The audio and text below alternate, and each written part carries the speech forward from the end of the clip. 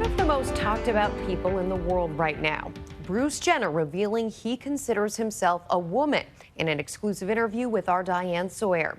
And tonight it's his family's turn to talk. His first wife and children coming forward with their struggles and their support in a poignant display of love. Here's ABC's Chris Connolly. I would have to say Chrystie probably would be the first one to know.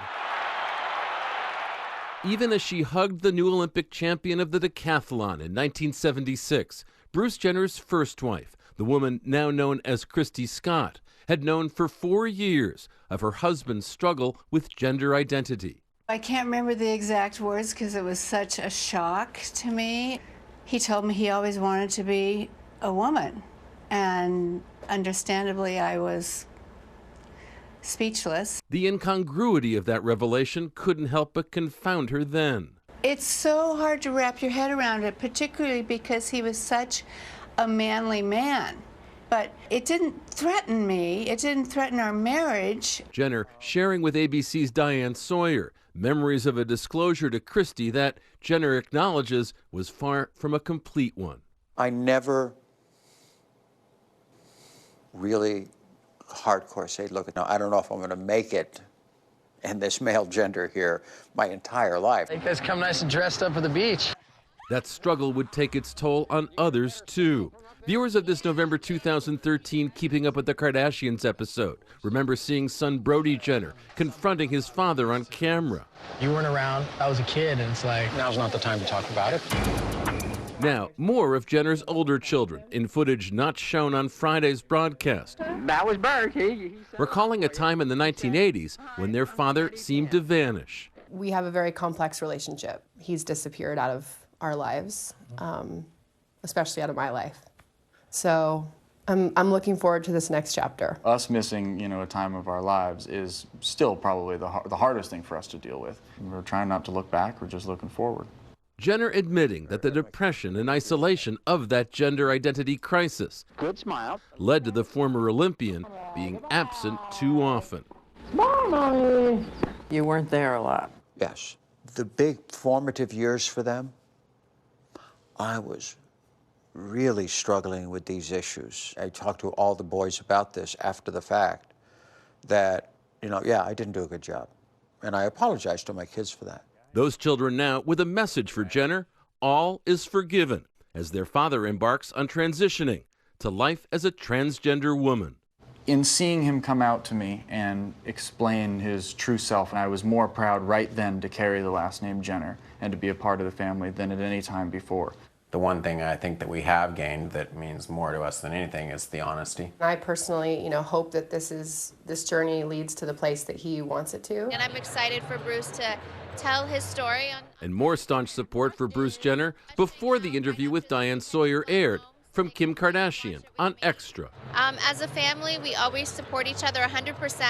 Chrystie Scott would be just one of the many family members who watched Friday's momentous broadcast alongside Jenner. To see him go through this anguish, I know it's been a torment in his life. He was tearful at times, broke my heart. I reached over and tried to give him a little bit of, I'm getting emotional now. I tried to give him a little comfort. Afterwards, social media brimming with big ups from every member of the Kardashian-Jenner posse, with ex-wife Kris and their daughters Kylie and Kendall each tweeting, "My hero." Jenner's journey carrying special resonance for the transgender community. Transgender model Arisce Wanzer telling our Aditi Roy that Jenner's declaration will change the world. It's huge. It's huge. It's going to change TV. It's going to change people's minds. It's going to change the fans' minds. And everyone's going to have to open their minds. Yet for Jenner, trying to be happy has been a struggle since childhood.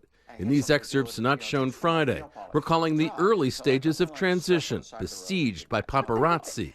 Everybody thinks they had seen changes in your face, changes. Yes. I give them ammunition, okay?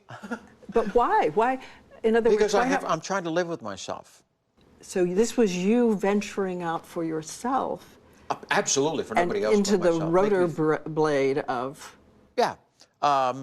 This is me venturing out, trying to be myself, I mean, yeah, I stuck them on the side. I hate getting caught. But it looked a little as if you were daring them to. No, I wasn't daring them. I'll give you that. It may look that way. I wasn't daring them at all. Now, with that transformation well underway, some of Jenner's goals are modest ones.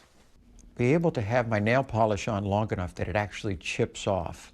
Now, in support of Jenner and his transition, hundreds of men putting photos of their own painted nails on Twitter, a Sydney, Australia radio station, kickstarting the hashtag #PaintYourNailsForBruce. Thousands cheered that gold medal victory in 1976.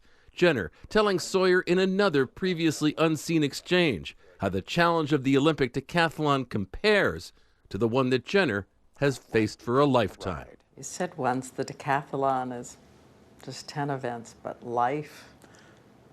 I thought of the title for the book is the 11th event, Overcoming Life's Obstacles. You know, that was one of the titles I've been thinking about for a long time about that, you know.